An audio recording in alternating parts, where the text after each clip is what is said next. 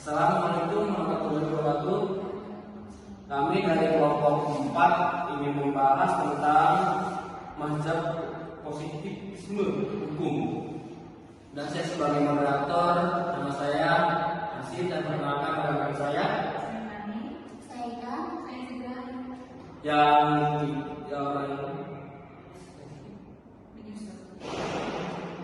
Oke, kita lanjut ya. Kita langsung membahas tentang filsafat hukum positivisme. Positivisme adalah suatu aliran dalam filsafat hukum yang beranggapan bahwa teori hukum itu dikonsepsikan sebagai ilmu yang telah mengalami positivasi sebagai leg atau lex guna menjamin kepastian antara yang bekerja hukum atau tidak. Oleh karena itu, hukum dapat dikatakan sebagai aturan yang hanya bersangkutan dengan hukum positif saja. Ilmu hukum tidak membahas apakah hukum itu baik atau buruk, dan tidak pula membahas soal efektivitas hukum dalam masyarakat. Filsafat hukum positivisme itu muncul dan berkembang di Eropa kontinental, khususnya Prancis. Aliran filsafat hukum positivisme berpendapat bahwa hukum adalah seharusnya antara Dasein dan Dassault, bahwa tidak sedikit pembicaraan terhadap positivisme hukum sampai pada kesimpulan bahwa dalam kacamata positivisme tidak hukum lain kecuali perintah dan penguasa. Saya lanjutkan, dan di sini kumpulan berpikir atau pokok-pokok berpikir dari ajaran filsafat positivisme dalam kajian ilmu sosial dan alam yakini filsafat positif hanya berdasar pada kenyataan realistis atau fakta dan bukti terlebih dahulu, dan positivisme tidak akan bersifat metafisik dan tidak menjelaskan tentang esensi. Positivisme juga tidak menjelaskan gejala-gejala alam sebagai ide abstrak. Gejala alam diterangkan berbasis hubungan sebab akibat, dan dari itu kemudian didapatkan dalil-dalil atau hukum-hukum yang tergantung ruang dan waktu.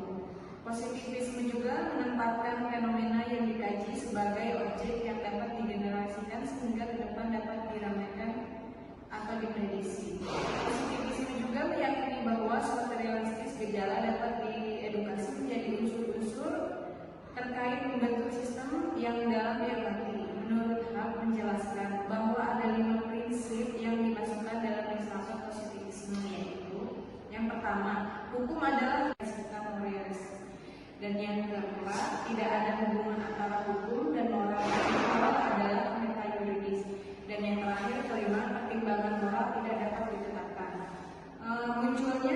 Munculnya gerakan positivisme mempengaruhi banyak pemikiran di berbagai bidang ilmu tentang kehidupan manusia, termasuk ilmu sosial dan alam. Positivisme juga sebagai suatu aliran filsafat ilmu pengetahuan menyatakan bahwa ilmu alam sebagai satu-satunya sumber pengetahuan yang benar. Semua didasarkan pada data empiris, real, nyata, konkret, dan kasat mata, serta menggunakan metode ilmiah.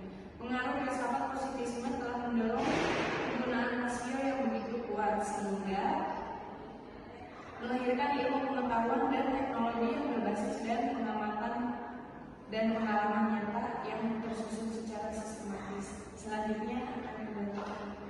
Selanjutnya saya akan menjelaskan ilmu hukum dikembangkan oleh aliran filsafat positivisme menunjukkan bahwa hukum itu bersifat konkret, bebas nilai, imparsial, impersonal, dan objektif.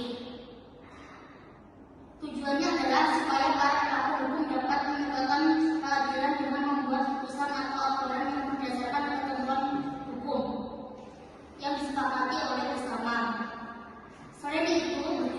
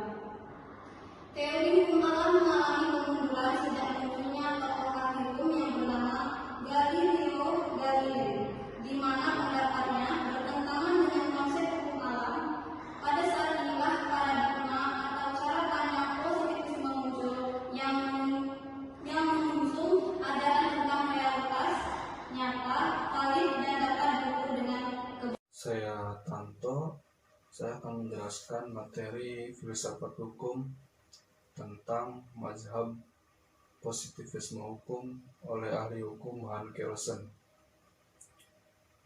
Han Kelsen adalah seorang ahli hukum yang terkenal sebagai teori Grundnorm yang mengkonsepsikan bahwa hukum adalah sistem norma yang didasarkan pada keharusan, di mana sistem norma ini penentuannya dilandaskan pada moralitas atau nilai-nilai yang baik.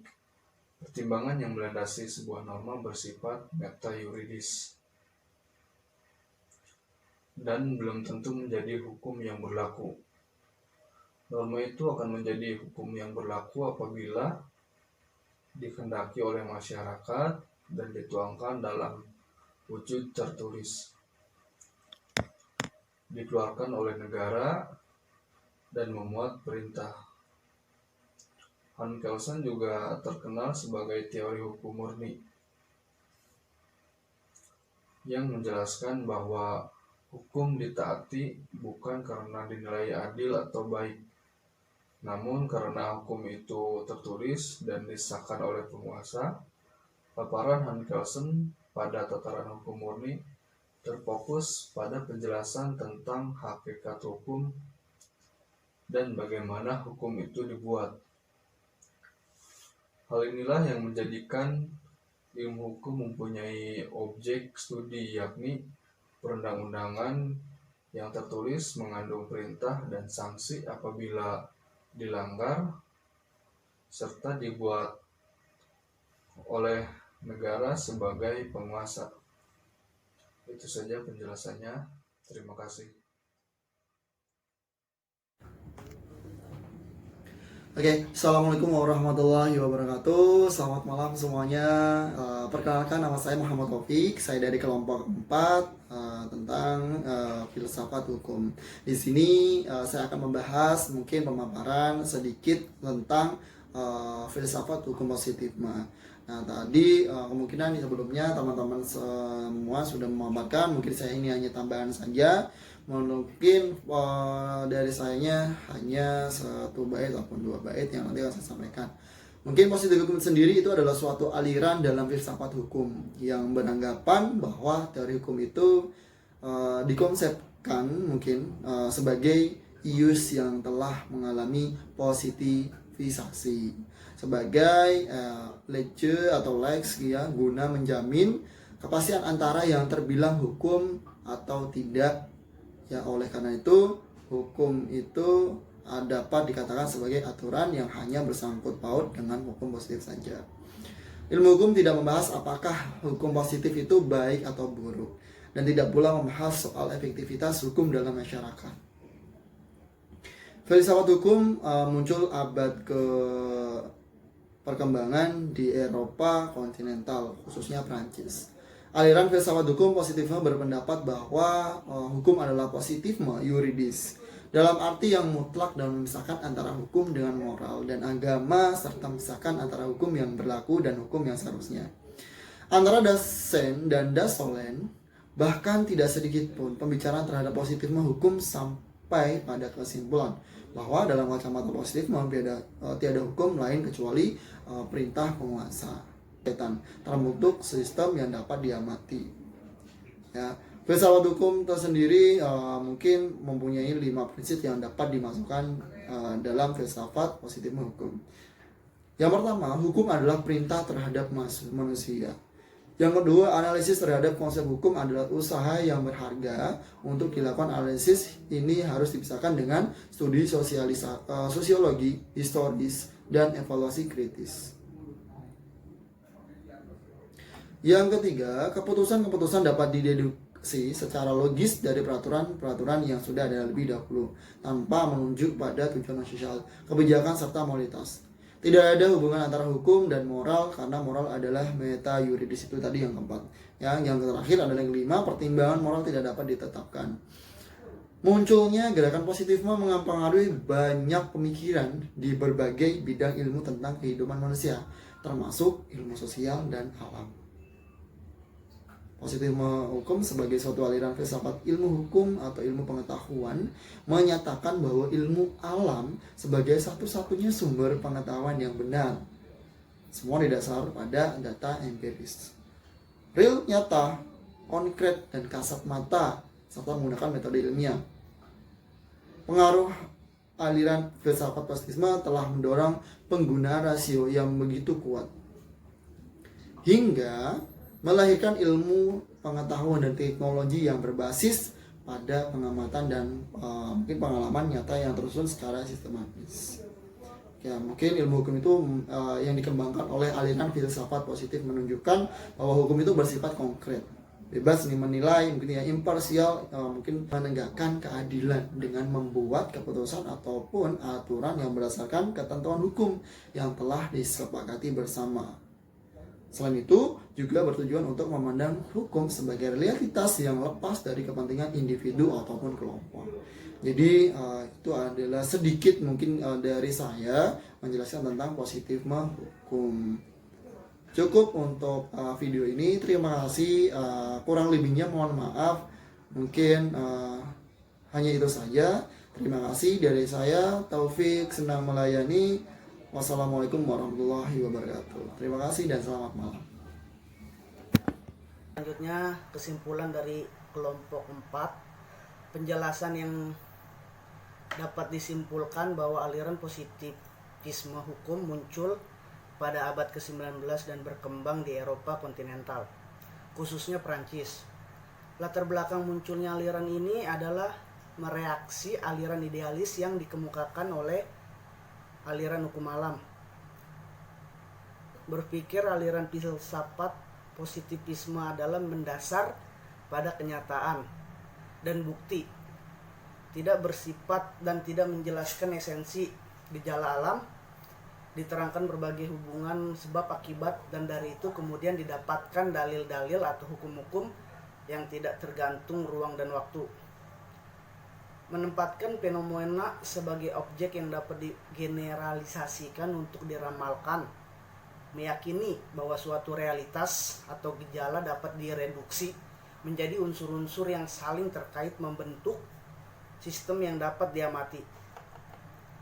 Prinsip dasar aliran positifisme hukum yakni hukum adalah perintah terhadap manusia, harus dipisahkan dengan studi sosiologis, historis, dan evaluasi kritis. Keputusan-keputusan dapat dideduksi secara logis dari peraturan-peraturan yang sudah ada lebih dahulu tanpa menunjuk pada tujuan sosial, kebijakan, serta moralitas. Tidak ada hubungan antara hukum dan moral, karena moral adalah meta yuridis. Saran yang layak disampaikan pada para penegak hukum hendaknya melihat hukum sebagai alat pencapaian tujuan sosial, sehingga mampu menangkap nilai keadilan di masyarakat. Semua itu dapat diwujudkan dengan menggabungkan antara keadilan realitas empiris dengan nilai ideal normatif. Demikian presentasi dari kelompok 4 yang membahas aliran positifisme dalam hukum filsafat. Terima kasih atas perhatiannya. Kurang lebihnya mohon maaf. Akhir kata, saya Eko Julius Simanulang mewakili kelompok 4 mengucapkan terima kasih dan semoga sehat selalu. Horas.